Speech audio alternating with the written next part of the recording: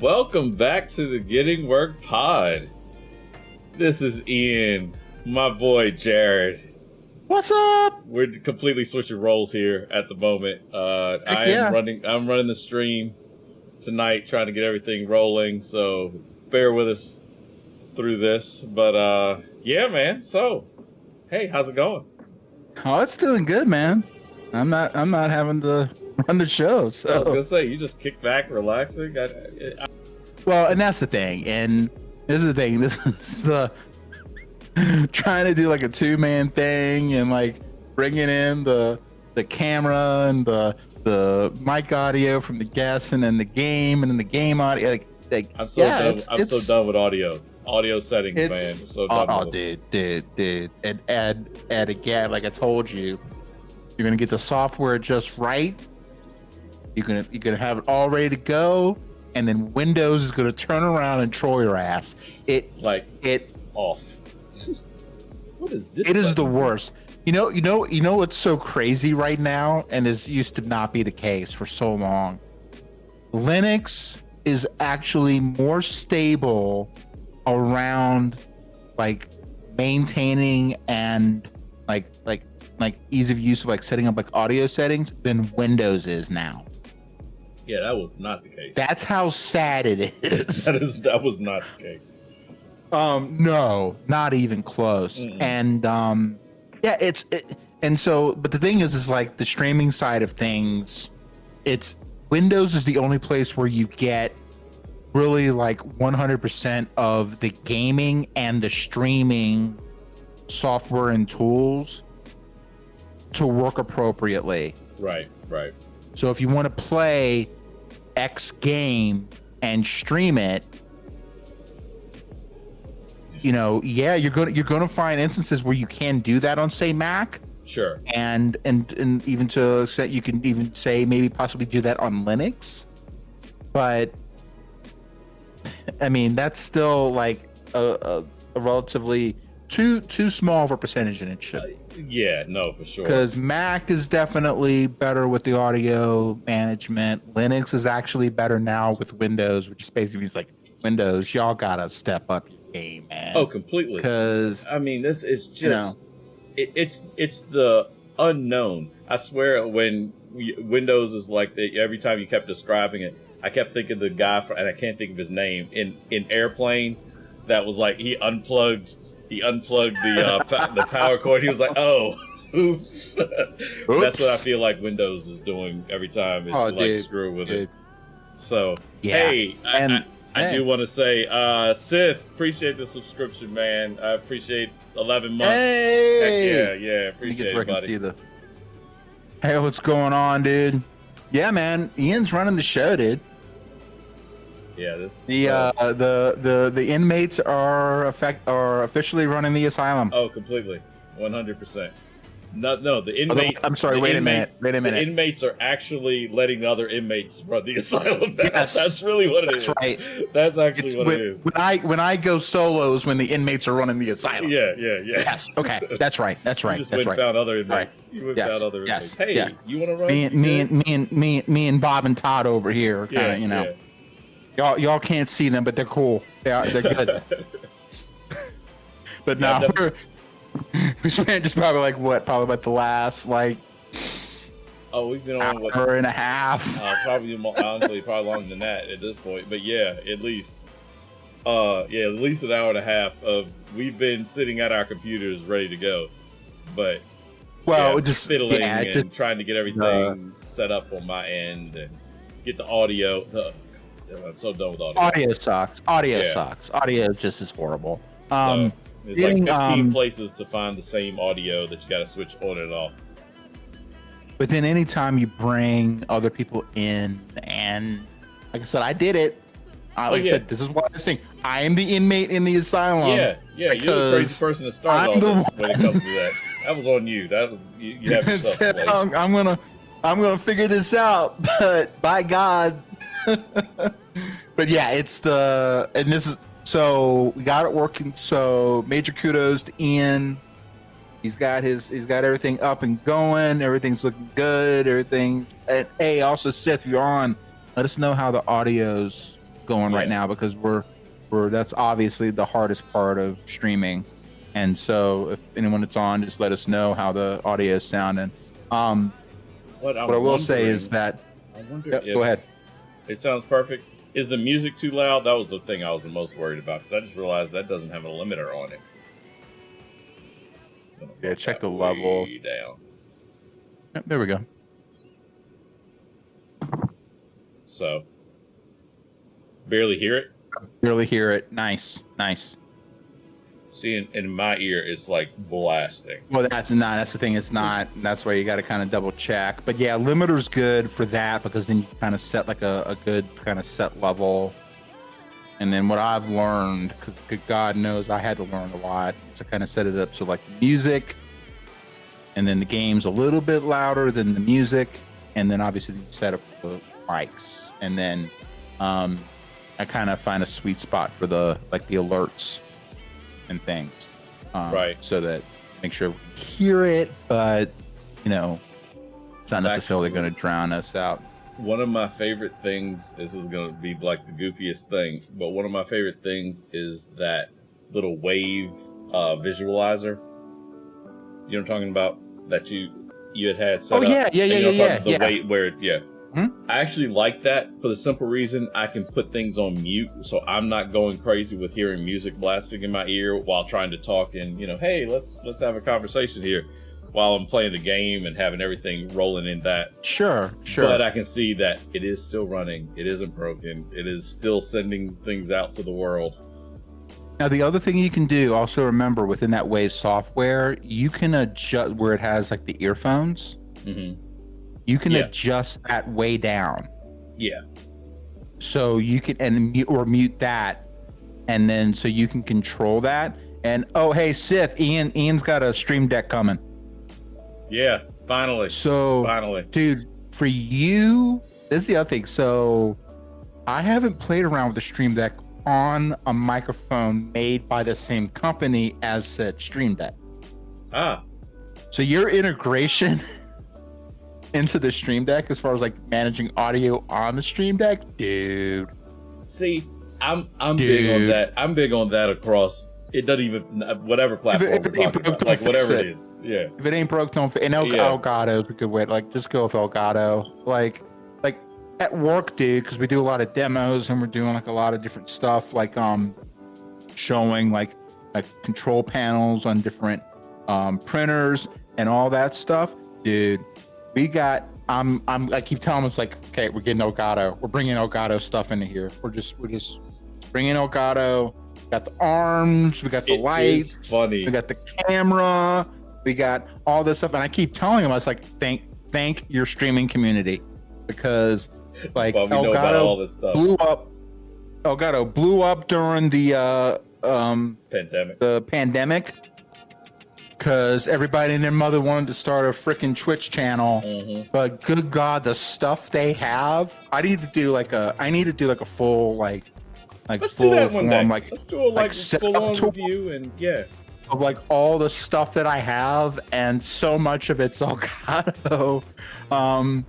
As far as like basically everything other than the audio stuff, like my mic arm, something else, my mic itself, because I'm still kind of old school.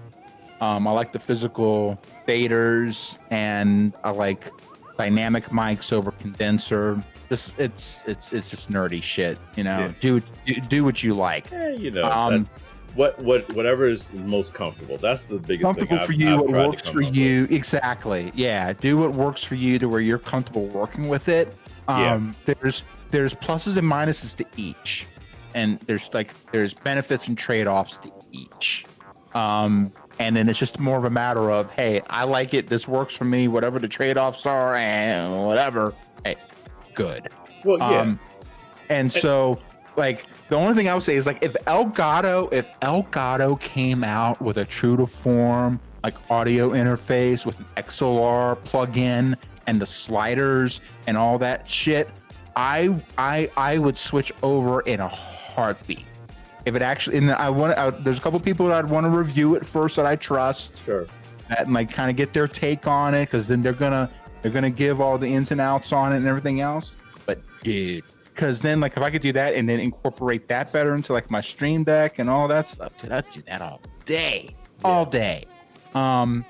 Yeah, I would go all Elgato if I could, but they don't have. They do have a interface that's close to that, but it's like a XLR interface and a single dial, and then it plays into the same Wave software that you're running.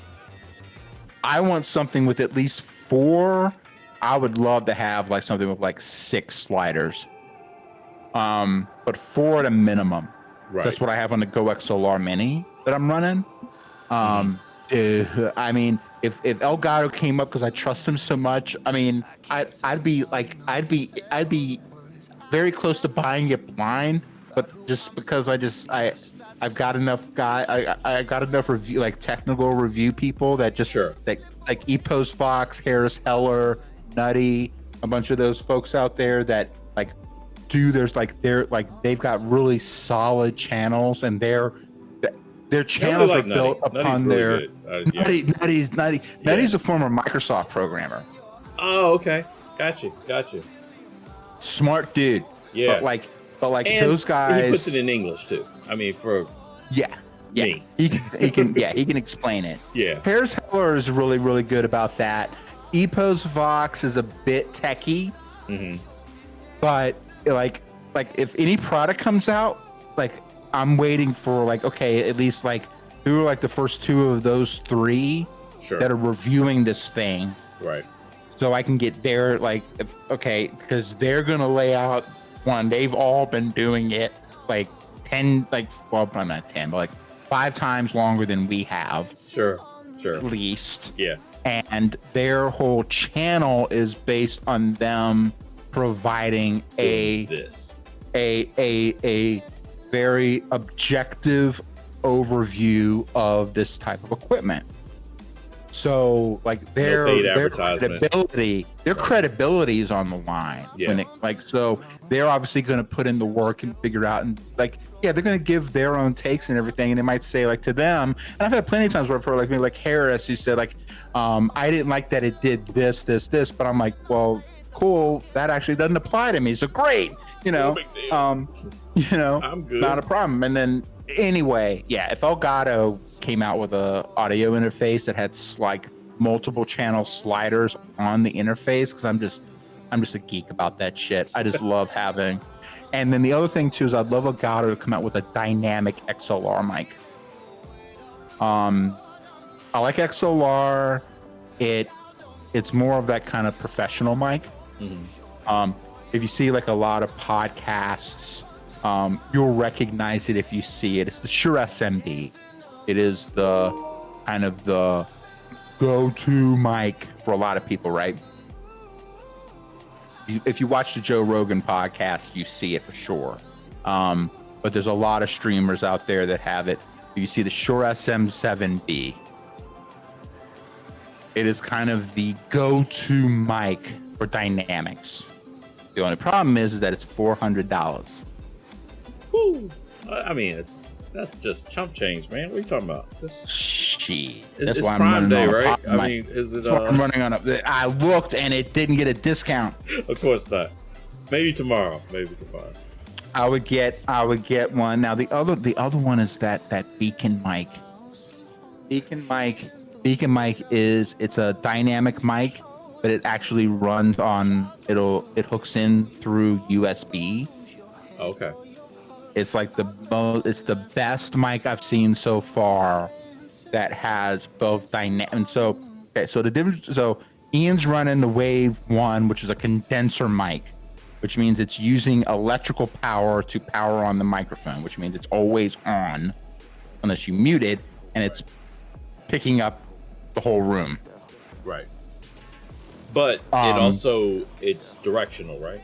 Do I have this is where I know how it works, but the technical terms I am. So you can set it up. So what you're talking about is what they call cardioid, which basically means that it's picking up around the front of the mic itself. Yeah. Kind of a bubble around the front kind of end. Sure.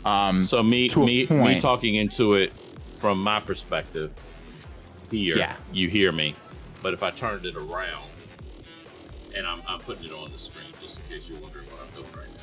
No, I can hear you. Okay. It's it's less to the back of it. Yeah. But I mean, I have a big mouth, so you can definitely still hear me. Yeah. And so that's it's cardioid to a point, but the thing about condensers is because it's getting that solid electrical system to power it, it's always on. Dynamic mics, and why they call it dynamic, is that it's actually using the vibration from the sound to give it juice. To give it juice. So it's a little bit easier so like right now, the way it works, I mean, even with some gating and stuff like that, it's not like you have to, depending on your room and your setup, you may have to do some other things. But I mean, I'm pounding on my keyboard right now. I am just slamming into those. I mean, and you can hear every time I do anything on my keyboard. Right. Now you can do with a condenser, you can do some stuff with like your gates. That's where noise gate comes into play. That's going to be the next thing that I really get into. You can kind of that and resetting up where the keyboard is. Yeah, and kind of figure some of that stuff out. Sure. And then, now the other thing is, guys, you like to have the mic off screen, which is where a condenser helps you. Whereas with a dynamic, you need to have it. The idea is to get the gain as low as possible and still be able to hear your voice. And then what you do is then you kind of make some tweaks. And so then you're speaking, and like you may add some gain into whatever software you're going into to kind of help bump it up. But then that mic's picking up as little as possible other than you talking into it. Directly to it. Right. And then I can do so much on my desk and other things and really try and help to kind of keep that. That's the trade-off. Well, that'll be, and that's the part. It's multiple issues at the moment. Moving into a new place, the biggest goal is to just get everything out of the boxes and like onto the tables and things like that. So I got a new place. I got to pull it, all of my. Well, anyhow, the short of that is keyboards, mice. Dude, what I will monitors, etc., are not set up correct, or not set up in any sort of, let's say, streamlined way at the moment. Sure. You got to figure out, and also I kind of like figure out, like the way I also say is that you kind of got to get things set up so that like it works for you physically, like working in the space, right? And then use the tools in place to kind of help. So if you got to put the mic in a certain position to account for that, then you can figure out what it sounds like, and then you can make your tweaks from there. Yeah, one of the things, one advantage that I have here is the table is much bigger. So I'm not working in a corner that's about, just off the edges of the screen, basically, from where you can see it. I do have more space, like physically more space here. And I have more space on the desk. Like, it's a pretty good sized desk. I just don't have it set up correctly. So no matter how big the desk is, doesn't matter if you don't set it up right. That comes with time. Yeah. I'm always fighting with space, but that's because I just have so much crap on it. That's my problem right now. I've got so much junk on. Like, if I took my camera and showed down on my screen, it's bad.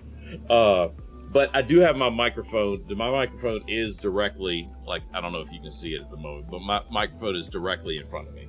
So I've pulled it where it's actually directly in front of me now.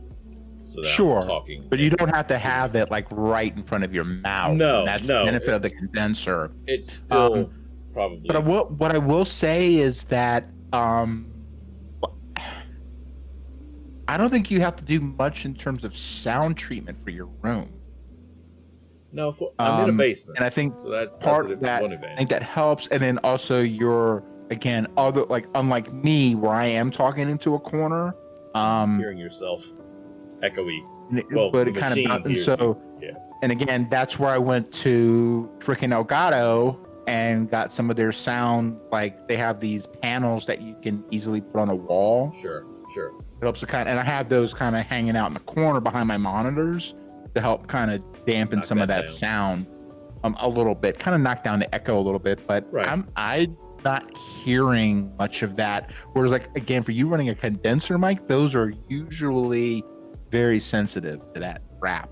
So, I'm talking dude. away. So from my perspective, of course, I got the big gray wall behind me. Right, But I'm right. talking out. There is a wall, but there's a wall probably 10, 12 feet away from me. Across Right. So yeah, you're not. So basically, the only thing you're dealing with is like whatever's coming off of like, so like maybe like your desk, which My is monitor where like mouse is like right in front of me. Well, the monitors, oddly enough, suck up the sound. Actually, yeah, they actually help to kind of suck up, because if you think about it, then that would be a common problem every streamer would be dealing with. Absolutely right. More likely to be. So they're usually not as big of a deal, especially if you're talking into like a wall or corner like I am, then yeah, you put some stuff behind it and then you're usually fine. Since you're talking out into the room, yeah, kind of the opposite of what I'm doing. Which helps, because then you're actually talking out into the room, and then it's just more a matter if there's anything like on the desk or maybe on the floor or potentially on the ceiling. But again, you're in a basement, and if you're doing like drop ceiling, the stuff there, that stuff actually does a pretty good job of absorbing sound, as opposed to say like drywall. Sure. Yeah, because it's a drop ceiling down here, and it's those tiles, those little square. It's not the big wide ones. It's a little square 1x1. Which is actually probably better. Yeah, it's the acoustic. Honestly, they're like acoustic tile. Yeah, the ones with the little teeny holes in them, and you see them in like sound rooms. To be honest with you, that's exactly. So that's like ideal for you. So really, dude, like if you're having probably any problem with like any kind of echoing and stuff like that on your end, like with like if you do like some audio checks and you find that maybe there might be a little bit of kind of like this, like you know it when you hear it. Sure. Really from there, you could really kind of take a look at like you can add like something like a rug on the floor around you. Yeah. And then maybe like do like, dude, I've got like, and I probably don't even necessarily need it as much. I've got like a zillion like little like mouse pads. like I've got like mouse mats and then like mouse pads on top of those, things like that. So like my desk. So then especially like if I put down a drink on the desk, it helps to muffle that kind of thing. It's more like the desk sound that it's not reflection, it's more the vibration of it that the mic arm might pick up. I actually got a giant mouse pad. It's there you go. It's probably you can't see it. I can't hold my arms out. Sure. Really see it. It's 36. It's like 3 feet. It's about a yard wide. Oh, nice, dude. Yeah, that'll help out a lot. And I've got that helps to kind of pick up. You don't hear like. Do you hear this? I'm trying to drop it heavily. I do barely, but I'm going to hear more than what the stream does. Sure. The audio. So at one end of it. So my mic's in the dead center of it, and on one end of it, I'm dropping this glass. So like putting it down, picking it up, trying to. It's like I said on me. We have to see what the stream hears, but like the way I'd see it is I would do that and kind of like watch the meter on OBS. Yeah, that's what I'm. Yeah. Right. Yeah. You can kind of see how you make those sounds and see if they show up. Yeah. And what I've done, like how we went through that, we're getting really techie, folks. Sorry. Yeah. We're gonna get to some Elden Ring here in a little bit.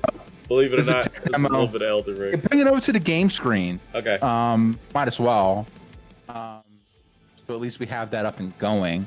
For folks who don't know, people that watch the stream, they're pretty much in the loop. For the most part, for over a year, the way we initially set it up was I would run the stream and then I would bring Ian's camera and his game and everything and bring it all in, and then it would run through basically my setup out to Twitch. Right now we've played around with this before, but this is kind of one of our real true to form, especially since Ian's moved. Right. Like true to form setups where Ian's hosting the whole shebang. He's sending it to Twitch. He's bringing me in, and also understand, Ian's in Virginia. I'm in Idaho. Yeah. So, through the beauty of modern technology, we're setting this whole thing up. Who is the person? The video. Who is the person? It's Video Ninja. I can't. It's his first name Steve. I can never remember his last name. Look up. He's V like the greatest. As in Victor, D as in Derek, O as in Oliver, .ninja. I've been using him from the very beginning. I'm so glad I found out that was a thing. Yeah. Because it pretty much made our stream work. Yes, absolutely. I'm gonna drop it in. It's video. I've been sending that guy money monthly through his Patreon. Probably about a month after we started streaming. Yeah, he is without that we wouldn't be able to do. Yeah. Yeah. I've just been sending him steady bank, just but anyway, Ian's kind of setting all this up now, and so like right now, like this guy running around on the screen, this is my gameplay. I have it running on my PS5 through a capture card. Oh, okay, hey, that actually worked out better than I thought it would. I thought I was going to take some damage there. Across the nation, major sensation across the nation, setting up this whole thing. And so now Ian's setting up the whole, so like regular streamers for the most part see their camera, their gameplay, and their mic, and whatever overlays and stuff they have put in place. Let's be real. That's not as turnkey as anything. No, that's not what I'm. Yeah. No, I'm not. That's not what I'm. There's audio. I know you weren't. I know you weren't. But I just want to hey, by the way. No, it's that is absolutely. Absolutely, there's a lot of work that goes into streaming. For sure. And for sure. I mean, and it should be. You should be putting in effort. Of some form. Now, I would say is that a big piece of that, from what we were doing, getting started, is that there was a lot of technical overhead to make everything work. And so now we're starting to kind of figure out how, kind of just gotten used to it and just gotten adjusted to it. Improvements have been made. Even Video Ninja, here's the other thing about it. This guy has been rolling in back-end iterative updates to this thing. Yeah. Remember all the rainbow puke? Oh my goodness, yes. Which we rarely see anymore. Rarely because see because he's been working on it. He's been supporting the damn thing. And to be fair, though, and for anybody that doesn't know what the rainbow puke is, if you can imagine if you can visualize what rainbow puke would look like, that's somebody puking out rainbows on your screen. That is basically what would happen. So my camera or my gameplay it usually was on my side. It wasn't on your side. It was what you were bringing in. Well, because my end was never coming through video. It was always local, like yours is now. Right. So what would happen is that more on the gameplay side of it, right? Because that's more bandwidth. Sure. Because we also got to understand, I'm getting out. I've been getting his and get mine 1080p. 630 to 60 FPS, whatever I asked for out of that thing, that's what it would give me. Right. So that's also no small thing. No.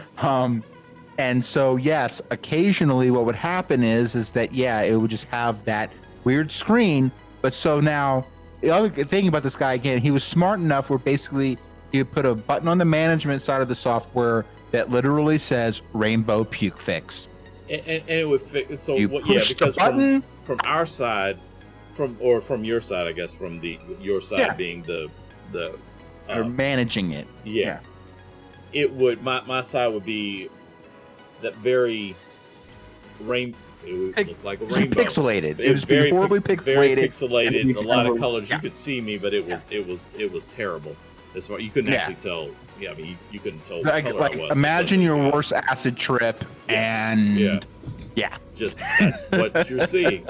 So that's what you literally just press a button, it would clear it right up. I mean, it was instant. I would kind of give you a heads up in our early days. If you go back and look at our streams, I'd give you like, oh sure, and I would have the preview going on OBS, and it would help. But I would be playing a game too. Yeah. And so I wouldn't always catch it like right away. But then like someone like either Ian would like point it out or someone on stream would point it out, and I'm like, okay, let me go in and I just click the button and then it was done. Which, to be fair, for free software, I would have been perfectly fine with that. Yeah, it's free software, free, folks. That's what I'm saying. I'm giving this guy money on Patreon. Yeah. Because at the end of the day, this is for him to still be doing it is just amazing. But especially in the world that everybody's got to make their dollar, and here he is. Well, that's the thing is where I think like this kind of thing really. See, that's the thing. I don't know as many people are using it as they should be. Because also you got to think about it, like how many people are doing what we typically do. Because also now the next stage is looking at like what we would normally do, and like the next stage on Ian's end is to get it to where then we have kind of more of the quad thing going, where it's both of our cameras and then both of our gameplay going at the same time. And then the thing is that you can still watch the streams. Like the gameplay's perfectly in sync. I was wondering if you about watch that. like my gameplay and your gameplay, like at the same it's like your game, like, and so like if you have the two different game screens going on, it is perfectly in sync, and so which again is just mind-boggling. Considering again across the country, You gotta imagine how hard it was to set up LAN parties like in the same house back in the day. Oh my goodness, that was and then awesome. Have it to where you're like, and then you have to do like some maybe kind of like dial-up call-in to like the main like game server, but you'd all be playing, in the same house, and basically I mean, sure. So, but like an MMO and like right now for all this stuff, like it's easy to have kind of that shared gameplay going and have it work and have, like I said, have it in sync. I've seen a couple other setups that are similar to ours in that way, but the ones that I've seen, they are in the same house. They're not using Video Ninja for it. There's a lot of people that are like that. I was kind of surprised. They're using like basically like the ones that especially that are like really well established. What they'll do is they'll have, the two game machines. Sure. They have their mics and all that stuff, and then a third machine that's serving as their stream PC. And they can, but they're in the same place. So I have noticed, and I would love to see the back end of it for not so much gaming, but I like fantasy football, so I'm starting to start watching those. Now those tend to bring in people from all over, so it would be me, you, and another person. It's usually at least 3 or 4 people on the screen. No gameplay per se. I mean, there's no. At most, you usually have probably the person running it brings up a screen of rankings and things like that. So they're kind of a shared screen in that way. But there 3 different cameras that you're bringing in somehow. And considering the level of stream, not just being disrespectful by that, it's not like ESPN or somebody that has tons of money that they can just dump a whole bunch of money into. Sure. It's not that. This is clearly like me, you, friend of Tim, somebody like that, where we've gotten all of us just on here and we're just trying to figure out how to talk about some fantasy football or whatever. You can tell that's sort of where they're at, and they're able to do it. So I think it may be growing, but you don't know what they're for doing just cameras. If you're only talking about cameras and mic audio, bringing it in, What I would say is that the majority of folks are leveraging Zoom. Yeah. Or something like that. Now Right. there's definitely ways to integrate Zoom and do that kind of thing. Sure. And that was one of the first things I looked at. The problem is the gameplay frame rate. That shared screen frame rate doesn't come through because it's not designed for that. No, not even kind of. So it's I've been on Zoom calls where we've been doing like camera stuff, and we've got like high-end cameras. Oh yeah, and everything else, like and then we're running it through Zoom. $1,000. Yeah, we're running it through Zoom, and it still gets choppy. Yeah, I've seen that. So whereas like where I'm even like or thinking WebEx about leveraging the rest of them Video Ninja on our end, and then help push it through Zoom. So at the very least, what we're sending out through Zoom is consistent, because we've tried to do it where we're doing like different like Zoom components into a call, and like, but effectively Zoom's not designed for it, so it's just not there. I think like again, it's really just more of that high frame rate game share kind of screen kind of. It's that level of it that's just. I still haven't seen like even NDI. Like now NDI is a good like network-based professional kind of thing, and I think to get really close to what you're seeing without lag, without major delay, and that kind of stuff, you got to spend like thousands of dollars, and this damn thing's free and it's on the web. Yeah, open up a browser, you know, right? Exactly. Us Yahoo's figured it out. Right. So I mean, that's what it comes down to. Yeah, I'll sing his praises till the day is done. But right now, I think, I mean, from like your end of things, dude, I think really the next step is just, while I come over here and beat this octopus's ass because I want to.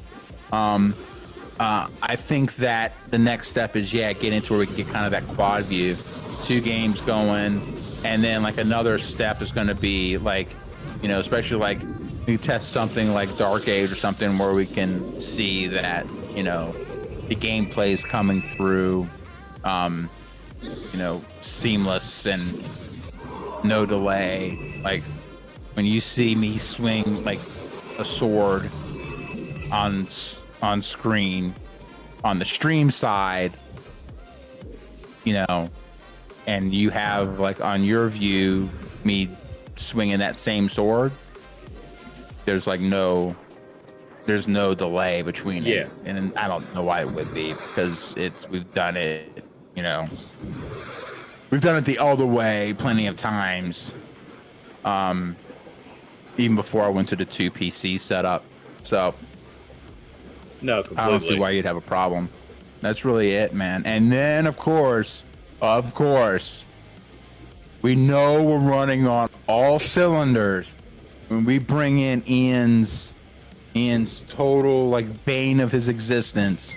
I knew what you were Discord gonna say. Into play. As soon as you said it, we get Satan with his loud mouth, like just like busting balls up into here.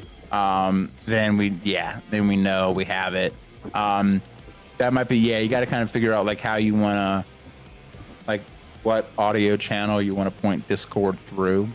Yeah, actually, to be fair, I think I had started on that a while ago, where I've gotten things sort of set up where Discord should be coming through voice chat. I'm not even going to attempt to begin to play around with that tonight. Yeah, but we could easily have it like, you could have it running through kind of the same channel that you have Zoom or Teams or WebEx or whatever you use for work. And I will say, I just noticed that I still have this up and running as well. So as far as the internet side of things, bandwidth, etc., we have an extra thing running right now because you're seeing my screen. So we're looping, actually, because my shared screen is still up. I just noticed that. Oh, to me. To you only. Yeah, I was gonna say this is total behind the scenes. And again, I think also the way he has it, Yeah, I that's true because like on your end, although this stamping's so optimal, Yeah. it's stupid. But I would say yeah, probably more like any kind of output on like your end. Hmm. But you've like run like what like a 500 foot Ethernet Oh cable yeah, or absolutely. something Oh yeah. like Oh over yeah. to the thing. There's a now as far as internet, I don't have anything. I don't have a few $100s. My internet's, I've got the basic, not basic internet. I've got above that, but it's maybe $100. It's not. I don't have. I'm not paying $500, $200 for internet. I don't Oh have that kind of no, speeds. no, And right. that's what I I was gonna think say. So I'm running on what you would probably call a basic home internet at this point, and I'm able to. What's actually happening is I'm sending, and this isn't for you. This is more just streaming in general. Uh, I'm sending Jared my screen so he can see everything that's happening on my screen, not on the stream. OBS screen, Yeah, he sees the right? actually the behind the scenes, the OBS screen, and then everyone else is seeing. Oh yeah, at the same time he's sending his video, his web camera, and his gameplay to me, which is repackaging it on my machine and then sending it back out. So all that's happening bandwidth wise, that's all being, taking this little chunk of the bandwidth along the way. But So really, like it'd be pretty close to you running the quad screen, really effectively, because it's just adding that extra. and again, it's extra because again, it's a separate screen that's being brought in. It's a different source that's being put in at its own resolution and its own frame rate, and kind of set it up, but it's running separately from anything else. So I would say, I would say that, like what you're running right now in OBS Ninja's probably still more optimized because of the way the dude's got stuff running, but it should be pretty close to like a good kind of litmus test to see that as far as like the bandwidth, the internet bandwidth handling everything, I think you should be good. But that's the next step. Yeah, running all four things, running on all four cylinders, and then also throwing in Discord into the mix, because then that's the other thing too about the way we're doing things, because we're running extra audio channels that like you got streamers that are running, like bringing in like their teammates or whatever they're doing on Discord. Cool, but like usually like that audio channel is one thing. You still have to account for at least one, if not two more audio channels coming in, because you have the person on the mic if you run the other person's gameplay as well, which for the most part you don't necessarily need to, I don't think, unless they're running solo and you only have them on the screen. If you're running in the quad setup, not as much. I mean, because one, the game audio can conflict with each other, or if you're running like a MMO and you're playing together, then you're going to hear most of what you're going to hear anyway. And then that's just one less audio channel to bring through, but I still have to bring your mic in and then the Discord audio in. So that's like you're still running extra audio channel. Pimping ain't easy, folks. No. Don't let anybody tell you different. No. Cause they lie.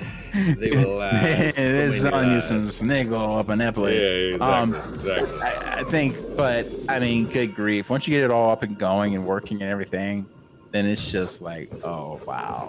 Like when it's all working, it's nice. Okay, I've actually been. I think I need to figure out how to get to. I know there's something here. I need to wait. What is that? How did I get there? How do I darken it? Yeah, sure. Why not? Let's go. Switch us over back to back over to the gameplay? Here. Yeah. There we go.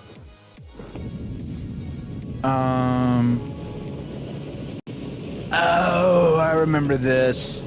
So, let me ask you this: have you run into opening a chest where it then it will transport you to a place that you really shouldn't be at yet? No, I have not. Okay, those are a thing. All right. Wait. Just to let you know. He was like, just so you know. It will send you to a place you shouldn't be at yet. And then your job is to figure out how to get out of there. Because if you die, it's going to send you right back to where you started in the place you're not supposed to be. You're never getting out of there. In other words, it's not like you could suicide and go back to... Yeah. No. You got to figure out how to get out. There is a way out. At least I've had it happen to me 3 times, and once it had happened, I've been able to figure out a way to get out. But I'm not saying it's easy. But there is a way out. You did say yeah, like this one right here. Like you got to figure out. That's what that is. So this map piece right here. Let's switch. I was gonna say we'll switch over to talk about some Elden Ring here real quick. Then let's. Where are you at? So this is Jared's gameplay. So right now, only thing I know right now is I'm in Divine Bridge. I'm in a part of the map that I haven't unlocked the actual map. In this game too, like a lot of games, you move into certain areas and then the map that you open up will kind of unlock and you can see what's going on, right? Right. Elden Ring doesn't work like that. You have to find a physical map in the zone somewhere to see this. So I've opened up 2 of them. This is what I get. This is 2 of them. Now these other areas, these are areas where either I've been able to run to and get to, or I've got teleported to for some reason. Which is what I was doing early. I was just opening things, and so I had all these little dots all over the place. Where it's better, if you can find the actual map as an object and as an item out in the wild and get it, and then once you get it, then you can go into your game map and see more of the game. Right. As far as this general first area goes, I believe I've been everywhere, but I know there's a way to get to this little tower thing. Oh yeah, I'm straight up Johnny Cash, man. I've been everywhere. I know there's a way to get there. I just haven't figured that out yet. And then I've got this spot where I still need to do some things, but this is in preparation for a big boss battle that you got to do to then proceed further this way. So there's some areas where you could potentially kind of walk your way around and get through, but they also have some areas, and I think this is one of the big ones, where there's a boss, there's a gatekeeper. Yeah, you're not worthy. If you can't get through me, you've got no business coming through the rest of it. Yeah. So I'm saving you the trouble. I'm saving you the trouble. Yeah, that's this save. So this grace here, and then I've got to fight a guy. And I've done a little bit of digging, just a little bit of kind of just basic. I haven't watched the fight itself, but what I have done is, and really it was more double checking to make sure that I've opened up everything else in the area that I can at this level. I think I have. I need to, like I said, I want to try and figure, before I look into it, I want to try and figure out a way to get into this place, because I know I've seen this on maps where there's a grace here. Grace on this tower off this but there's a broken bridge. You can't just run across the bridge. So there's like some tunnel or some like teleportation thing or something to be able to get me there. Gotcha. So I think though, wait a minute. I think, have I done all of this? I don't think I have. Okay, so the other thing too, so let me go here. The other thing too, I want to double check how far along I am on my runes. Okay, so I'm at like 7,000. I need to get to 90. Okay, so I have the runes that you get for killing things, right? And then you get these runes. Oh, I need to go to a vendor. I might just be close enough. I don't want to go into, one thing you learn, you kind of start to understand, like, okay, you got to protect your runes to a point. Right. Don't want to let it ruin you, but like, since I'm at like 7,000 runes right now, I'm not playing around. So let me do this. Because you lose them all, right? It's not a percentage. Yeah, so no. If you die, you drop. So your first death, you drop them. Okay. And then you have an opportunity to go back and pick them up. Fair enough. But if you die before you pick them up, they're all gone. And it's all of them. It's all of them. You drop all of them. All of them. It's not 10% on the first death. No. You are 5%. at 0. You are at 0. And if you die before you pick them up, you're at 0. You stay consistently at 0. So there's no going back. There's no let me go over here where I can go to a merchant. Well, you just So load, now here's load the old save file then, right? No, there's no multiple save files. It's all one file. That's it. No, I'm just like, for folks who don't know, that's how this plays out. So now the runes that I'm talking about that you lose, those are the active runes. So if you look in the lower right-hand corner, it says 6964. Those are the actual runes that I'm holding. Okay? Now, there's other things that you can pick up. And I was gonna say, and runes are used for leveling. There's no automatic level. You get to level and things like that. You know, you fight so many things, you get level 2, 3, 4, 5, 10. You get runes. Right. You get runes. That's. But then you can go to kind of what I was talking about, where I was able to transport around. They have what they call graces. They're kind of little campfires. Mm-hmm. Kind of a golden Fine stones, port spawn, whatever version, sure, whatever game you call it. Yeah, is that. You can quick travel to them, but you can also. Okay, so let me back up a little bit. We're kind of, since we're talking about this, so this is what they call a site of grace. Okay, so you can rest at it. Now you can do a bunch of different things over here. You can pass the time. You can level up. Now, this is, again, probably one of the major points where you're going to use your runes. As you level up, the cost goes up. You get 1 point. You get 1 point to spend on an attribute every time. Only one. So, like right now, like I don't have enough points, but like, yeah, exactly. You only get 1 point, like, and the cost keeps going up. Mm-hmm. So, you can level up. You can look at your flasks. You pick up certain things. Like I don't have the things. That was the one that I was the most. I was the happiest when we found that.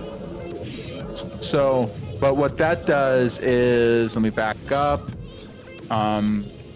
Because a lot of the stuff's a bit disjointed, but like right now, I have 7 Crimson Tier flasks, right? Mm-hmm. Those are my healing potions, basically. And since I'm not using magic, I'm not worrying about the magic side of it. So if I was running more of like a caster iteration of it, I might have like more flasks that I could use to bump up my mana, which is like what they call FP. Fair enough. Right. Or I could have more into health. Right now, I'm running a more of a fighter build, kind of a tanky-ish fighter build. I'm only worried about health. So I've got 7 flasks that I can use at any one time. Obviously, I'm just getting started, so like it's going to get higher. The other thing that you can do is you can increase the amount replenished per charge. Okay. Because as your health goes up or your FP goes up, then obviously one hit of that flask isn't going to top it off. Sure. So it's 2 different resources you've got to use for each of these. But it gives you more charges, and then each charge will do more. When you talk about the allocate flask charges, this is what I'm talking about. On the far left, that's all health. And then on the right, that's FP. That's basically your mana. Right. Magic. For me, it's easy peasy. But if you're doing more of like a mana build, especially if you're doing like a hybrid build, you might want to kind of balance it off. But if you're doing maybe more of a caster build, you might want to... You definitely still want to have some healing flasks in there. But since you're going to be at range, you're hopefully not going to be getting hit as much. You're right. And you're going to want caster. more. Right, yeah. It's more of having that magic in place to help keep you alive. Because that's going to be more where you're going to help kill the thing. Sure. As opposed to anything else. Thing you want to do is go. No sparks. Yeah. Yeah. You can pass time, which is also very helpful because the freaks come out at night.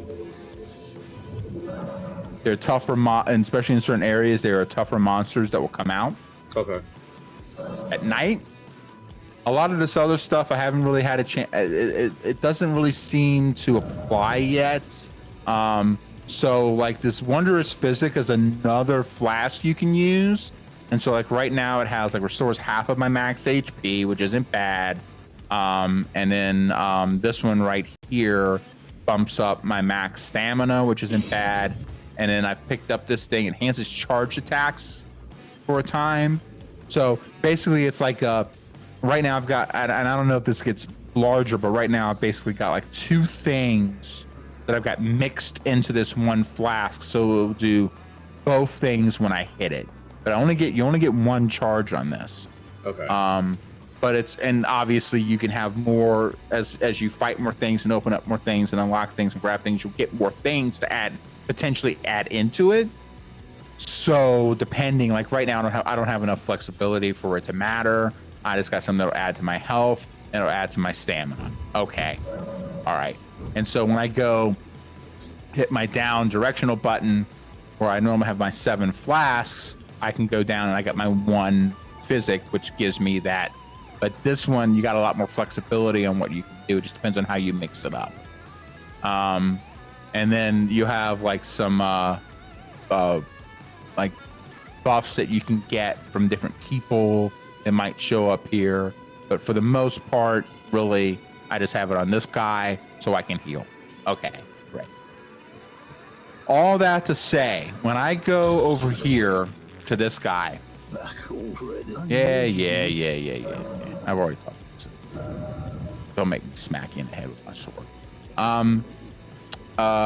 These guys right here, these golden runes, and you can see they've got a golden rune 1, golden rune 2, golden rune 4. Okay.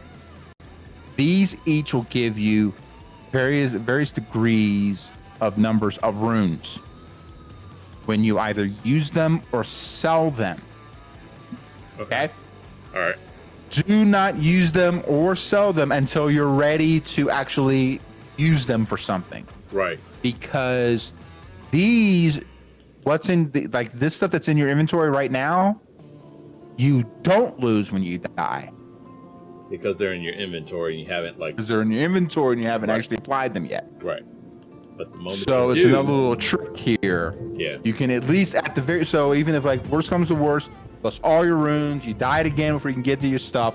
If you have some of these in your inventory, you at least have a little bit of something. You can crack the seal, right? But it's protected. Sure. Yeah. So I'm gonna go ahead and use all of these. I'm gonna. Oh, so that right there set me up. So I will go over here because before I didn't have enough to level up. Now I do. So now I can level up. Right. So let me see. Do I want to hit harder? So vigor's So you're your level health. 40. I think Right. I was just noticing the difference between. So you're needing about 10,000 runes to level up to get that extra 1 point. When Exactly. I was level 8, 7, 9, something like that, which is where I'm at, I needed 700, and I was struggling to get to my 700. So just Exactly. give you an idea, give everybody an idea of what the range is, kind of how it builds up. And see, this is another thing. It's another way to kind of get an idea if you're in the right place. Where it's like just enough of a challenge, you can get through it, and you feel like you're getting enough runes per kill to matter. Right. Sure. You can kind of get kind of a rough idea of like, okay, am I the appropriate level for the area? Sure. Because this game does not make it clear. No. Oh no. You just roll it through. And I like that though, too. And it is going to have things in said area that you've got no business talking to. None whatsoever. Like that guy on the horse in the very first, like it's the first mob you see coming out of like the starter kind of trial area. Not the guy that whips your ass like first. The gold. The gold outfit. The guys on the horse and the shield and the big whopping thing. Yeah, that guy is there to let you know that just because you can see something doesn't mean that it's like achievable. Yeah. So anyway, vigor's your health. Well, to be fair, if you're thinking open world, that makes sense. Like it does. I don't have a problem with that. It's a little unsettling when I go into. I never know how to head into a fight. Like I went into this one fight really expecting this dude to just hand it to me, and then I figured out I could just use a shield, and I was able to beat him. And then you pointed out. Oh sure. After I was so proud, I was very proud of myself having beat this character. Jared goes, well, that's like one of the easier characters to. Well, no, because no. It's in a weird place. It starts off at half health. Yeah. But it's weird because it's in kind of a roundabout dungeon. Black Assassin. Black Assassin. Okay. So, and I think it's also one of those things where it kind of comes into sort of as you go through and you learn a bit more of the story. There is a story to this game, but it doesn't hand feed you. It doesn't give it to you. No. It's like everything else in this game, you got to work at it. There is a story. But anyway, let me go over to stats real quick. Sure. Yeah. I took sidetrack there. Yeah. Now, vigor's your health and your fire resistance and immunity. Like, so if you put 1 point into that, you're going to get a point in there. Mind, that's where your FP / that's where your mana pool comes into play. And in focus, I'll look over at focus here in a second to clarify what that does. Endurance is your stamina, the green bar. Also, I'm sorry, FP is your blue bar. Stamina is your green bar. So that's your like a lot of your like actually your damage, like your actual physical damage moves or use up stamina. Right. Robustness. Also, it adds to your equipment weight. So there's do you remember in New World where you had an equipment load? Yes, yeah. It was like medium, heavy, light. Yeah. And then you can dodge easier if you're on light and all the different trade-offs and stuff. Endurance works a lot like that. Like if you're running a light load, you're going to be able to dodge further per roll and potentially take up less endurance per roll, that kind of a thing. Speaking of New World, just to totally jump briefly, and then we'll come back to how you can dodge and stuff like that. Have you heard anything about that? Has that gotten any better? I know they had a lot of struggles with new games and stuff like that. I haven't even reached back to that at all. I have not. It's one of those things. I want to at least kind of maybe glance in and see, just to kind of see what they've done and if they've made some improvements. Yeah, especially I know new they've games. done some things, but I haven't. New games are always relatively tough. Speaking. Yeah, exactly. Yeah, but anyhow, so these are kind of like your three kind of basic things. So you think about your health, your mana, your stamina, and they might do some other extra things for you.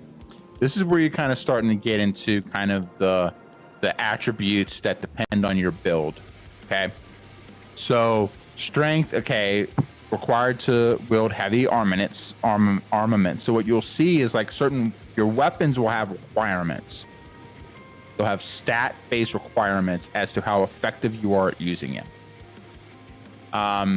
So you'll have some weapons that are strength-based. It'll boost your attack power on like some like the strength scaling weapons. Weapons will have scaling gradings.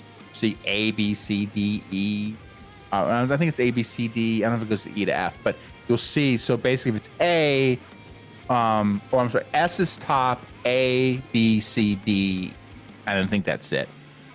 What it means is that it's the higher the scaling, it's using more of that stat to like come into play for like the damage and effectiveness and all that stuff. Okay. So strength comes into play for strength-based gear, strength-based weapons, that kind of thing. And it also plays into your physical defense. Dexterity, similar kind of thing. So what they call required to wield advanced armaments. Basically, it's dex-based armaments. Dex scaling armaments, reduced casting time of spells, softens fall damage, makes it harder to be knocked off your horse. Okay, so that's why I've also got that pretty high. Intelligence, form glintstone. So there's different schools of magic. Remember you were talking about like one time you like whether you're going to be a healer. Right. There really is no healer. There are some healing spells, but it's not. You're not running a MMORPG here. Yeah, I'm not a cleric. You're not using magic to heal yourself. Really, there's certain but there are some kind of like faith/cleric-esque type of like prototypes, like archetypes is the word I'm looking for. There's like cleric type of like stuff. So here you have very specific magic, magic power of intelligence scaling sorceries and blah blah blah blah. Also, there's going to be weapons / like wands or staffs or something like that are going to rely on having high intelligence to use. Same thing with faith. So this is where I'm talking about like the cleric-ish archetype, but don't think healer. Think more like smite cleric. I'm with you. Attribute required to perform sacred incantations, also boosts magic power of faith scaling. Arcanes also.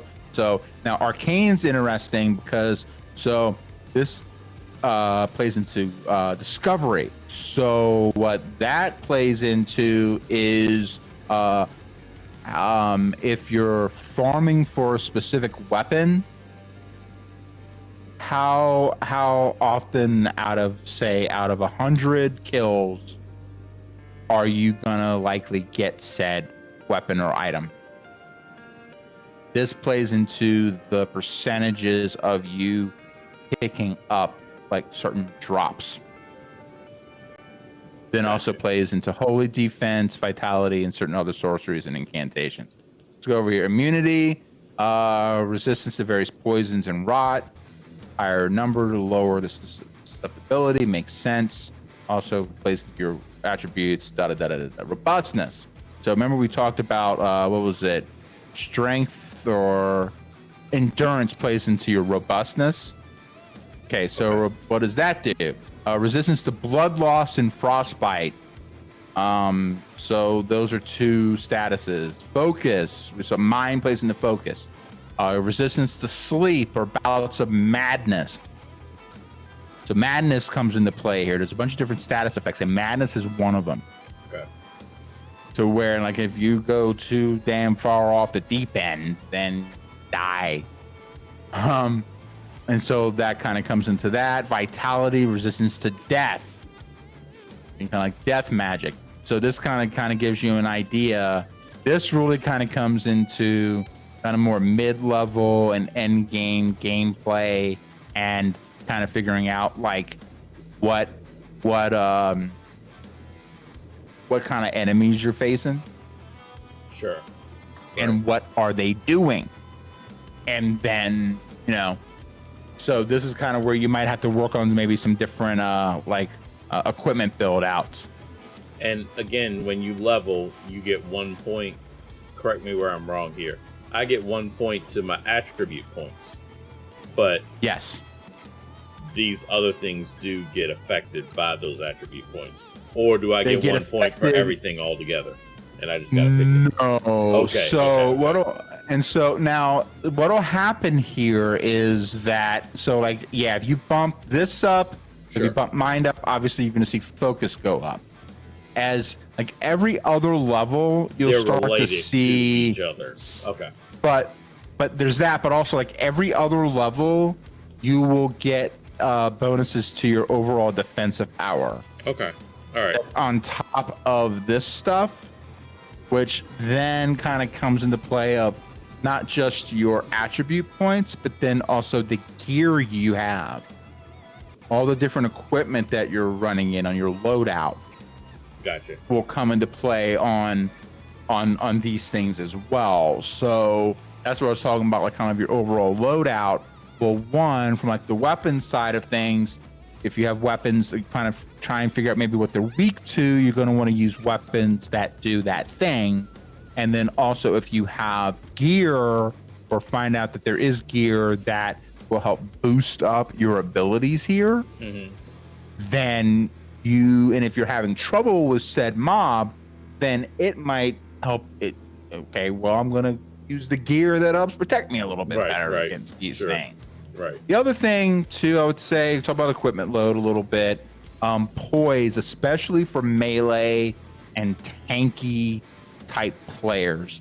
This is the degree to which you can resist collapsing. So you might hear this being called like a stagger mechanic, or kind of dazed mechanic. You hear different games, but basically where you get thrown off balance and you can't exactly. Right. And so you have your own kind of bar, like your own poise bar based on this poise stat, and this is, best I can tell, 100% dependent on gear.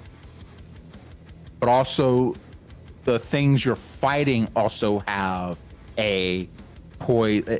It's invisible to you, but they have a poise bar. I got you. That if you're, and I think, and like your own poise bar is invisible to yourself, I believe. I don't think it's anywhere you can see it. I don't think I've seen anything. It's just how I react. Whether if I get hit and where I've staggered and stuff like that. Exactly. And you kind of get your poise built up based off of your gear. And then you go through fights, you kind of get a handle on kind of where your sweet spot is. Right, sure. And then again, as you go up, and then on the other term, fighting mobs, you end up with a feel for, okay, if I hit them just like this, they're going to get staggered. And then what it is like you get a free hit, but then you also have more of a chance of a critical hit. And critical hits are also one of those things that are kind of you just got to kind of get a feel for it, because if you notice, none of this stuff tells you any kind of enhancement to critical hits.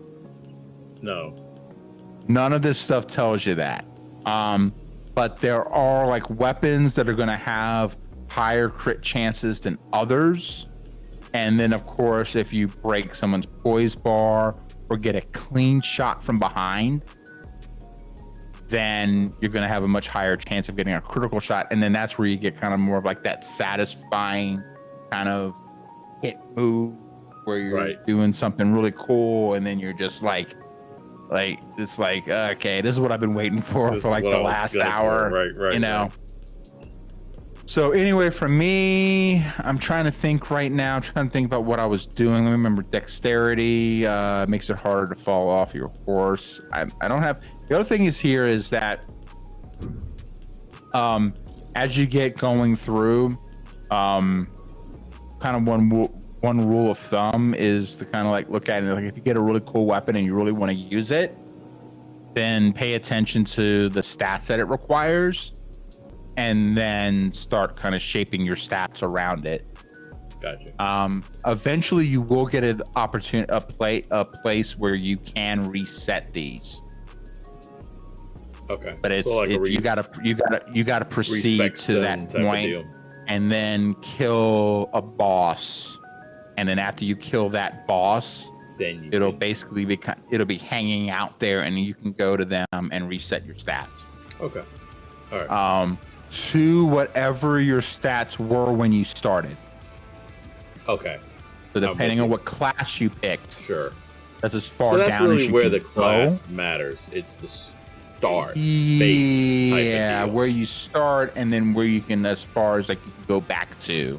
Yeah. So what I was talking about early, it was when I was talking about a player or a healer, I was going to play a healer class and things like that. I forget the classes.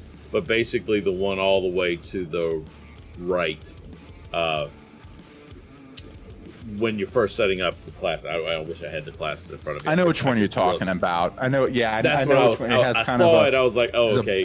Standard MMO. Around its face and has kind of the wheel around its neck. Oh no, the one with the wheel around its neck. It wasn't actually that one. I thought was it was like a monk.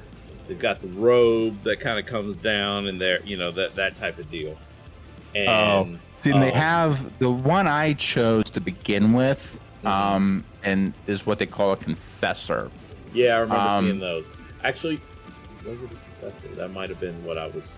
Go ahead. Anyhow, go ahead. So then there's one. So it has a pretty high, like it starts with 14 faith. It's what I have right now. I haven't put another point into it. I think that's it.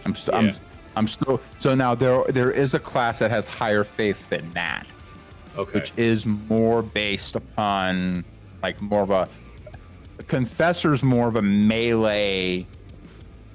Think of a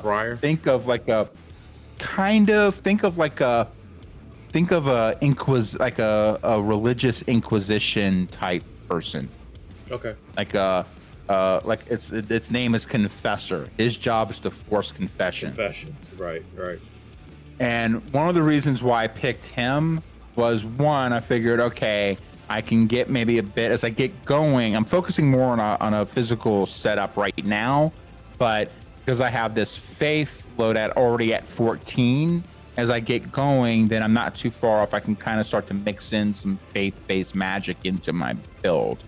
Right. But right now I'm focusing in on the melee side of the house. The other thing is that the Confessor is two of the classes that start with a shield that blocks 100% damage.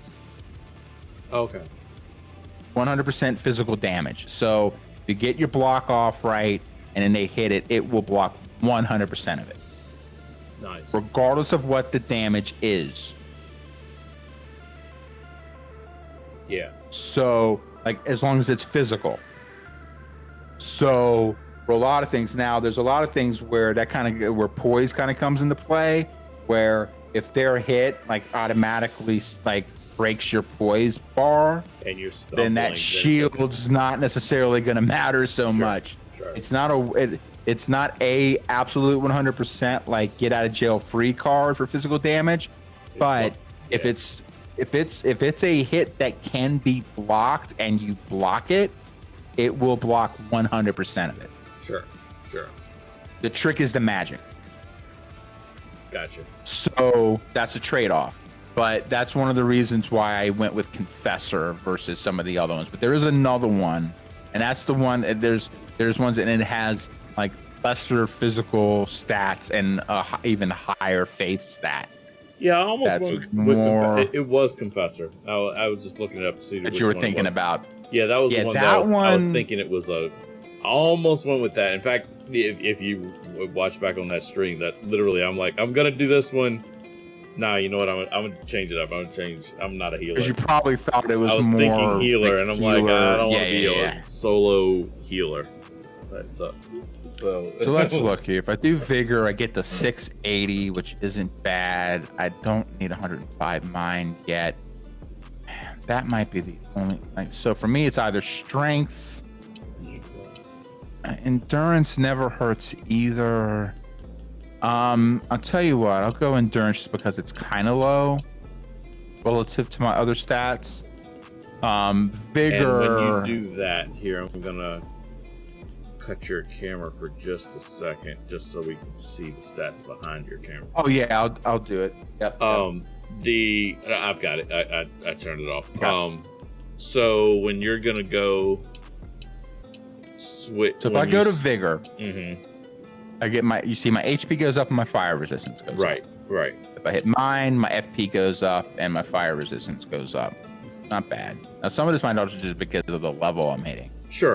Endurance, I go up, then my stamina goes up, my max equipment load goes up, and the fire damage thing must be a level hit that's going up on all of them. Okay. Strength is obviously just my overall damage. Right. Dexterity comes into play with certain weapons. It also plays into what it says, like fall damage and a few other things. And like I said, each of these have kind of these secondary components that kind of come into play. Fall damage, you said? So dexterity helps with fall damage. Oh, okay. It reduces your fall damage. I got you. And in certain weapons, like my weapon, like my right armament 1 goes up on dex and strength. Because that main weapon in my right hand that I'm using for the most part scales off both strength and dex. So if I hit either one, it'll go up. Intelligence, okay, that plays into my magic resistance. And if I was using anything using intelligence, which I'm not, that would help with that. Same thing with faith right now. Only thing it's going to do is help with my fire resistance. But if I was using something that used faith, that would help with that. And then same thing with arcane. Now, again, arcane right now actually seems to have the best loadout. You know what? I might even, so I'll get fire resistance, holy resistance, better discovery, and a bump to my vitality, which is one of my least effective stats right now. Right. Screw it. What the hell? I'll do that. So my next runes needed is 10,419. Man, I got 608. I was struggling to get to 700. Is it 710, something like that? First stream. And as you get, again, that's as you get going, you open up and you go up into different areas and things and fight better things. You can actually kill them. Sure. That helps. That does help. Killing down moves things along a little bit. Bosses and stuff. It helps to, and this is where I was talking about, like the weapon switching. So I can if I wanted to do, I can do dual wield right now if I wanted to. Do you actually swing with your second weapon? Yes. So that was the issue I was running into. Yeah, I'm not sure what's going on there. No way, shape, or form swinging with that other weapon. It may have something to do with the fact that you're using two weapons of the same kind, maybe? Because what's in your right hand? That's a big sword. Because my right hand is a big, gigantic sword. Right. I think it's a big mammoth. I had two swords were the exact same. So I'm thinking like an infiltrator, two daggers type of deal. I should be swinging. He was not. You were running like two scimitars, and I'm wondering if it's because of the fact that you had two weapons of the exact same kind. I wonder if you switched it up, like what kind of weapon, then maybe it might show up. So if I have just used my shield because that has worked out better. Right. At least so it does something. Once you kind of get your endurance loaded, this is where endurance helps. So I'm able to run like right now and not be encumbered. I have my main weapon in my right hand. I have a bow as my secondary weapon in my right hand. I can switch off to that. I can do so this is kind of my primary setup. And if I do this, I block. Hit up that left bumper, I block. Okay, great. But if I want to, I can switch over real quick to my bow, and then I can. So I'm not like it's not classes in the way of like the weapons you use necessarily, as long as you have the stats to use it effectively. I'm with you. But if you have the stats, you can use the weapon. So right now, the way I'm built up, because I'm somewhat balanced, I can use a bunch of, and anytime I see any of these skulls, I go for them. Then I get more of those runes that I can hold on to until I sell them. And then where I have my shield, I can just easily just switch over to my dagger, and then I can do this, and like this dagger like automatically adds a bleeding effect, which is kind of cool. And then because of my right hand, I can do that bad boy. I can do a like nice little up to the left swing, and then I fly. I basically jump right back, which is pretty cool. Now, let me go over here. So eventually you open up this area over here to the lower right. I'm sorry, wrong area. There's kind of like this area. It's a bit wooded area. There's a church over here. It's this one. It's this church right here. You can, or is it? It might be. No, I'm sorry. It's the ruins. There's no thing there.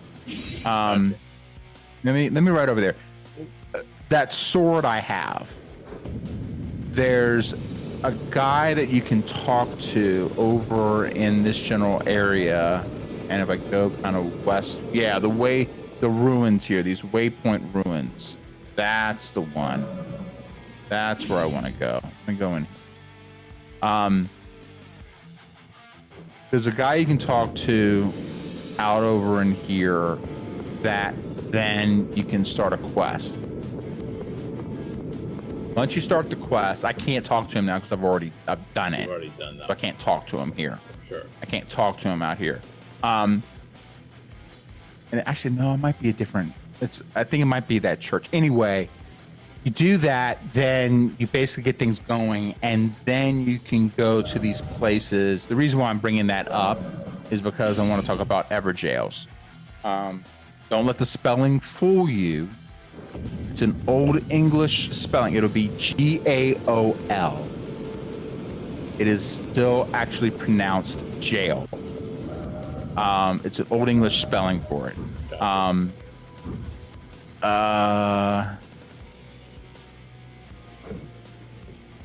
That.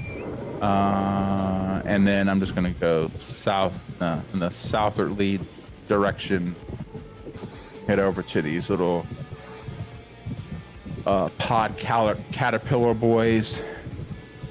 You'll see a lot of these around the Evergaols. Okay. And basically I think you went into one and then got your ass handed to you. Oh yeah, pretty much. That seems familiar. Because one, so like I can't even go in here because I beat the guy that was in here. But if you get the quest first, then when you go in there, you can summon the dude with the quest to help you fight the guy. Okay. And then, so one, you get that benefit. And then once you beat the guy and you come back out here, he'll be standing over here and you can talk to him, and then you can get this sword. And this sword has, personally for me, made all the difference. Because it has such a wide, it's a slower swing, but the range on it is much better than anything else I was using. And like one single hit did like what I was doing in like 2 to 3. Yeah, see, that's the thing with me. It seems like I'm just with a wiffle ball bat. Yeah, basically. Yeah. I think Pally, but like at the worst, in the worst way. Oh, I know. I remember. Yeah. I remember that in this game, what so once I got this sword, and sorry, that was the wrong thing. Let me go to equipment. It's the Bloodhound's Fang. And this thing is great. It's great. I can use it one-handed. I can use it two-handed, which then makes it hit even harder. I think you can use pretty much all weapons two-handed. It's just a matter of like the level of effectiveness. But since it's a great sword, using it two-handed actually really helps. And just, it's and the what they call the ashes of the ashes of war that's on it. It's basically kind of a skill is really cool because especially depending if you want to kind of do like kind of a stick and move kind of thing. If I attack a mob and I hit it with I hit it and then I immediately jump back. Okay. So I hit it with a pretty damn hefty hit, and then I don't have to do anything. It will immediately send me back a good ways away from whatever I'm attacking. So it's a good way, especially if you want something where you don't want to be in the mix of it. Right. I want to come in and just hit it real hard, and then and just one button, boom, boom, and you're good. So it's a good weapon to get, and again, like this Everjail is a good thing to hit, kind of like early-ish levels, or like I don't know, 12-ish maybe. Especially once you get that NPC's help, and then dude, it's killer. Because that's why I was like going in there. I'm like, no, don't go in there yet. I think we were playing, and you were kind of going down, like, don't go in there yet. I think what it was, you were in stream. I was typing, and it was like, don't go in there yet. Don't do it. No, never mind. You died. One, because it's going to be a tougher fight, but then two, I think if you haven't opened up that quest, I think even if you kill him, you don't get the sword. Okay, yeah. So you see what I mean? So it's kind of like you can miss out. There's other things like that too, and again, there's no indication one way or the other. I kind of ran into it randomly. But then I kind of looked into it later, and like, yeah, you can, if you don't do everything quite the right order, you can miss out on the sword. And it's not that tough to do it. I think, so what you got to do is you got to go, I remember, so you got to go to the place, you'll hear howling. Yeah. And after you hear the howling, you go back to Santa Claus. Okay. You talk to him, and then Which there's makes perfect sense if you ever see that in the game. If anybody doesn't know what that is, he looks just like Santa Claus. He looks just like Santa Claus. And he so you talk to him, and then there's like a dialogue option to talk more about what's going on. And what he does is he gives you an emote that you can do. You go back to the same place where you hear the howling. You do the emote, and then the NPC will. He's actually, like, if you look up in before, I think you could actually see him. He's standing kind of like just like directly on top of the church, kind of like on a point, kind of like all badass. And what happens when you do the emote, he'll jump down. Okay. And then you can talk to him. And then you can on a then side once you talk note, to him, on screen, is this thing gonna attack you? Okay, maybe not. No. But even if it did, directly toward you. Yeah. Every time I see those things, I can only think of Mario Kart. Those little things that are standing, the caterpillars that stand over and like fall over and block your way. Yeah. That's. You know, one thing I figured out. One thing about this is that the whole thing is like, I gotta tell you that I gotta go take a leak. Oh yeah.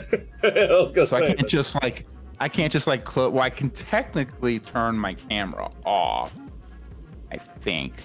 Yeah. Well, I tell you what. I'm not sure how this is gonna work, so this might not work at all. We're gonna test this out real quick. Oh, the replay thing. We're gonna do the intermission, We did Oh not yeah, yeah, test. yeah, We yeah. did Let's not see test what the happens. so we have no idea what's about to happen. This could be just You can see some all kinds of funness. stuff. This could be all kinds of fun times here. So yeah, we'll I'll tell you what, we'll do a quick pause for the cause.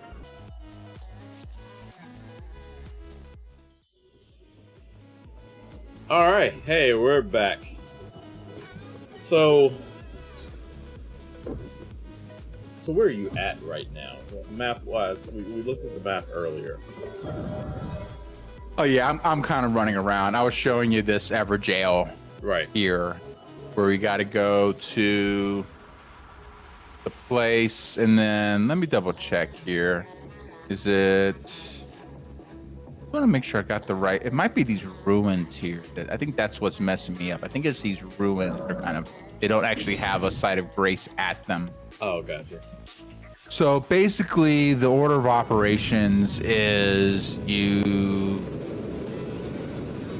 get on your horse, and then you ride on up like a north leftish direction. North left. Yep. When in doubt. North left. Go north left. Yep. Ride around over to this place. I'm not gonna mess around with these guys right now because I don't feel like it. Trying to get someplace. There's some big ass bears around here though. So once you kind of get in place, okay, now I can kind of go north. Once it starts getting dark, you know you're in the right area. Kind of one of those. There's no light. Okay, yeah, this is the place. And so what'll happen is like you can see it. Are you really gonna try and attack me, dude? Like you are. He really was from a long way too. That dude came from way back. Sit down. How did that work out? I should have poked him with my dagger. Is what I should have done. So there's a big ass bear sleeping in here. Went running and poked it with the stick. I wouldn't bother, but the dude will actually be standing up at that point at the top of the wall over here. Okay. Right. And like you'll hear the howling. And there's a spot, I can't exactly, there's somewhere around here where he'll just like, yeah, it's like over in here. It's like it's tucked in over here. Well, he'll jump down from there. But like you got to go over here, you hear the howling, and then you go to, what is it? It's not this place. I've already unfortunately taken out the dude, so I don't know. Church of Ella. So where Santa Claus usually is, where you talk to Ronnie, the blue chick, the four arms at night. You know, you go in there at night and she shows up like she's kind of hanging out, sitting on this wall. Oh wait. So what you? Right behind you. Right. Yeah, what you would do is you'd go over here at the fire. Santa Claus would be sitting right here. You talk to him, and then normally where you'd have kind of like either like buy stuff or exit, there'll be a third dialogue option, and they'll be talking about the guy named Blade, who is the guy that's up at the church. Right. Talk to him. Santa Claus. The idea is that what you want is Santa Claus to give you let me switch this out. It's a whistle. Okay, I'm with you. So basically what it'll do is you'll it's one of these. Or no, I'm sorry. No, it's a finger snap. It's the finger snap gesture. Okay. And so what you do is you go back over to that place. You do the finger snap gesture, and then actually I think it's pronounced Blide. It's BLIDH. So not Wesley Snipes, got it. No, he'll drop down from the top there, and then you could actually talk to him. There'll be like some dialogue, you kind of go through, and then effectively it starts the quest. And again, in true like From Software fashion, it's not like you get any kind of indication of your quests. You get no journal log. You get no idea whether you're technically on a quest or not. Sure. You have nothing. Nope. So you kind of got to keep track of what you're doing and where you're going, and then eventually what happens is you go to the Everjail, and also he'll give you a name. He doesn't tell you where this guy is. Oh, he just says it. He just gives you a name. I'm looking for so and so. Bob down the street. And if you're like me, you don't find out who so and so is until you drop down into the Everjail and then realize, oh wait, that's the name of the guy that this guy's looking for. And then like what happens is like, you know how like there's like the little messages on the ground? Yes. Yeah. Okay. So what'll happen is like those are usually like a silver whitish color. Mm-hmm. There'll also be ones in like, depending on what's happening, you might see ones that are a bit more of maybe like a goldish color. I saw that and kind of like, okay, what's this? That's where I could find out I could summon Blide. And so he will come into the fight and help you. Oh. And he's a badass. So let him do most of the fighting. Right, right. Stay out of the way. Right. Stick a move, man. Just go in. Yeah. And then once the thing's dead, and I can't remember if you can like pick it off the guy's body. I think it's once you kill the guy, Glide kind of bounces, and there's a thing you can hit to teleport out of the Everjail. Gotcha.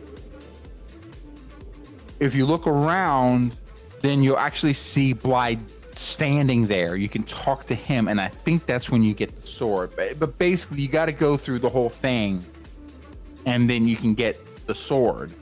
Whereas again, it's like certain things. If you don't do certain things in a certain order, you might. Right. You could potentially beat the thing, but not necessarily get everything out of it that you could. Right. And it's one of those weird things where you kind of have to stumble across it. If you're not digging or looking online about things, you almost kind of have to stumble across them to get them or see them in the first place. But that weapon right there, I don't care. I'll drop spoilers all day. That damn thing. What's up, Seth? Oh, I've been hydrating all day, man. I'm gonna do posture check. I'll do a stretch for you, buddy. But I'm actually gonna come up. I saw a thing online, a video today, how to like really kind of set up some really funky turn-ins and stuff that might look into. But dude, I've been hydrating the whole damn stream, son. So on your webcam, I've been helping Ian troubleshoot shit even way before the stream. I was probably about a good 2 or 3 drinks before we started. Oh yeah. Stream. Sorry, go ahead. No. I was gonna say you have. I noticed on your camera. So I'll switch it on. I had it on mine for a while. The blur. I noticed that you have a blur for your background. Yes. As well. So again, this is another reason I gotta send you well, actually I can what I'm using for the blur requires an RTX video card. It's actually so what I'm doing is I'm running my camera through software called NVIDIA Broadcast. Mm-hmm. The only reason it caught my eye is because of your drink. When you held your drink up briefly, it blurred it out. It blurred it out for like 10 seconds. I was like, what's on his drink? I really want to know what's on the glass. There's some tweaking you can. There's some, and so some of that depends on kind of like the aspect ratio and how you shift the camera, and like so in like OBS it'll mess with it. Gotcha. And I had to play around with that a little bit so that it's not quite as aggressive. Sure. But that's neither here nor there. I mostly have it just so that I don't necessarily have to keep everything nice and tidy back there as much. Well, I just have a wall especially like all the time. You can't see the stuff that's just off. You can't see what's in front of you. Exactly. Yeah. For me, like I once I found that, yeah, definitely, it's one of those things where it's like a double-edged sword because once I found out I can do that, I've definitely been a bit more neglectful about how that back area looks. Oh, sure. No, absolutely. Whereas before, I like, especially like between like work call, I was on camera, I was like, okay, I got to stream, got to kind of move things around, so the various right. going and stuff, and like, yeah, but yeah, I need to get back on there and kind of clean that stuff up. But that's where kind of that blur effect.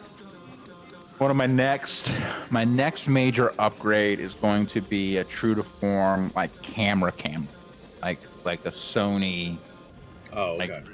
like DSLR kind of camera, and then they have specific lenses with what they call a focal point, like an F number, that you can like, and the lower the number, the better to provide that what they call that blur, is what they call a bokeh effect, Bokeh.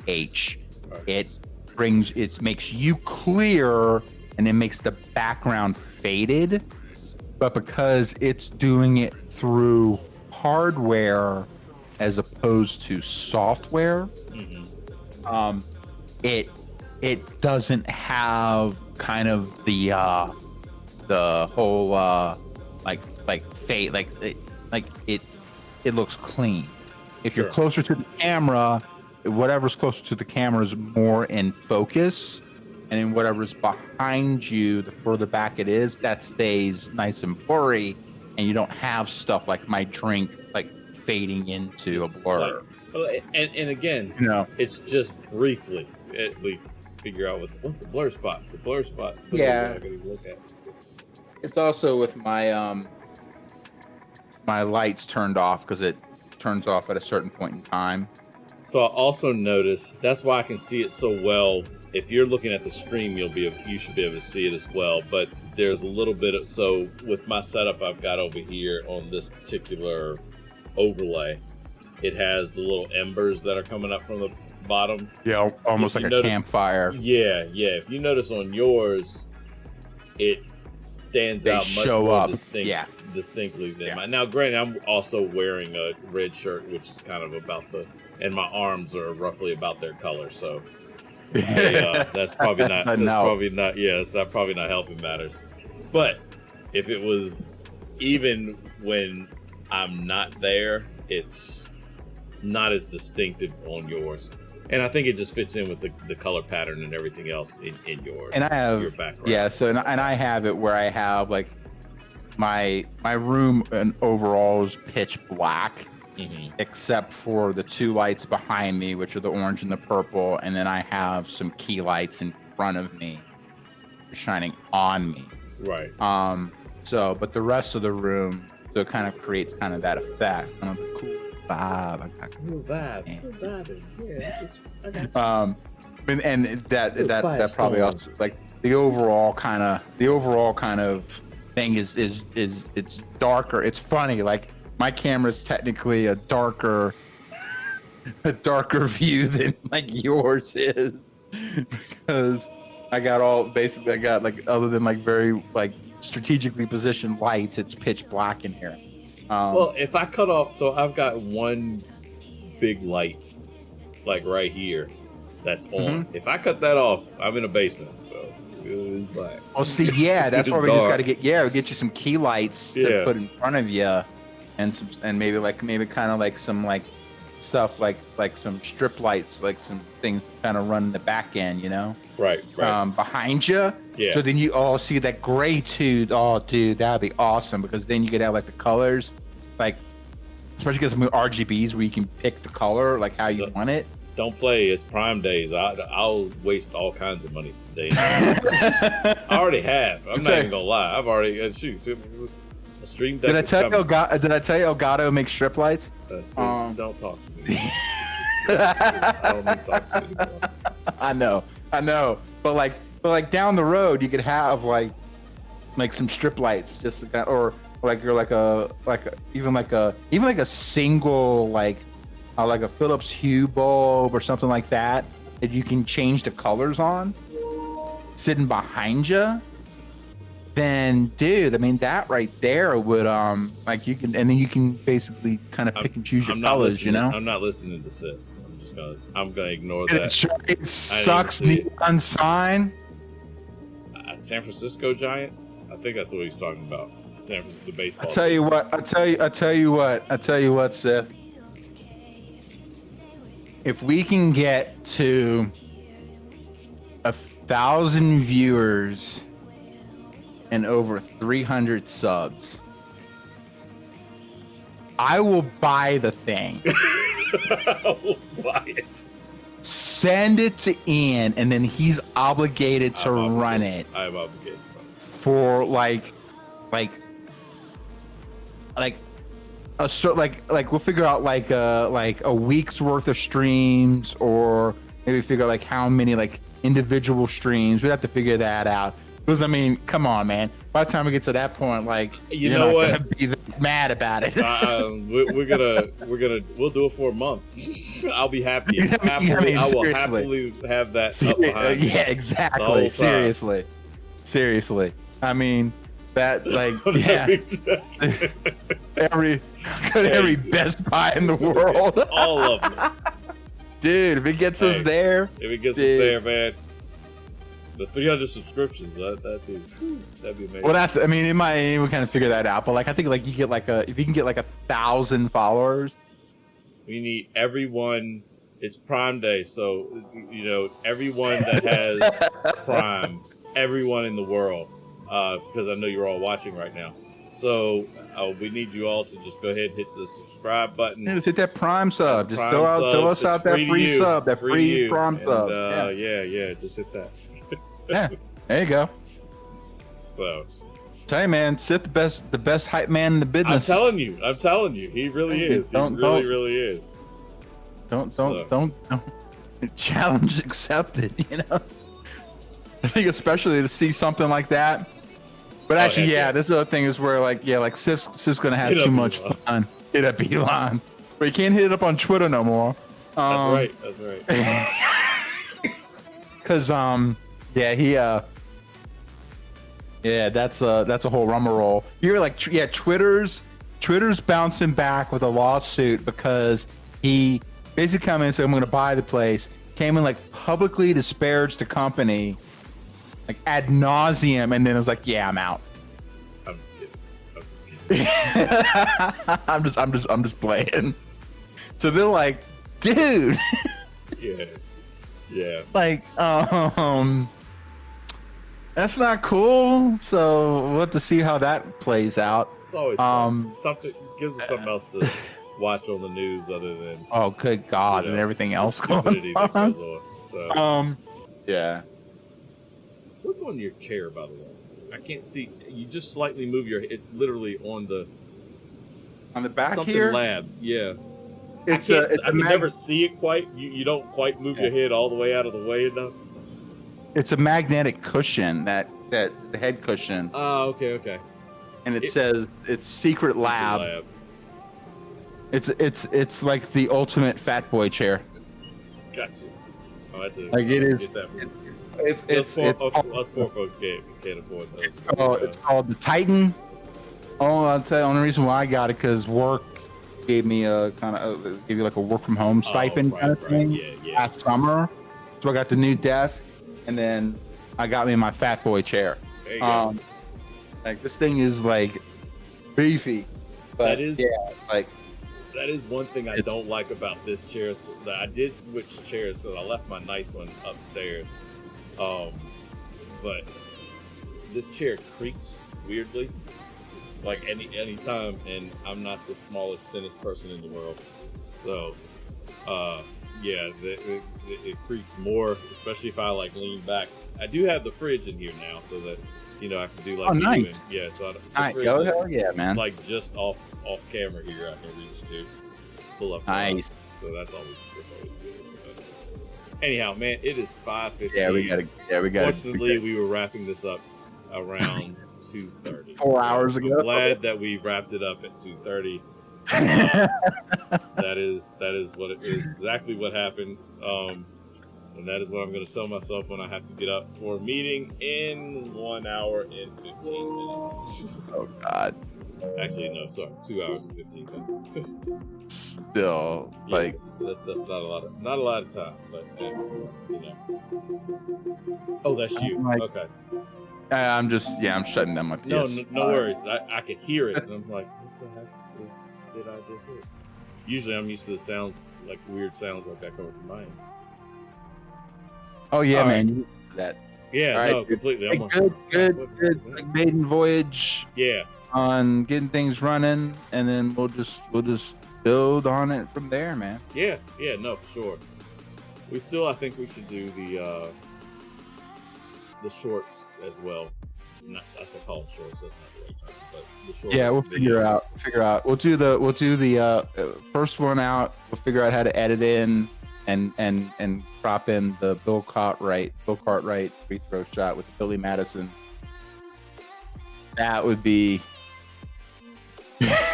We'll have to do our own sports science on Bill Cartwright. Yeah, let's do our own sports science.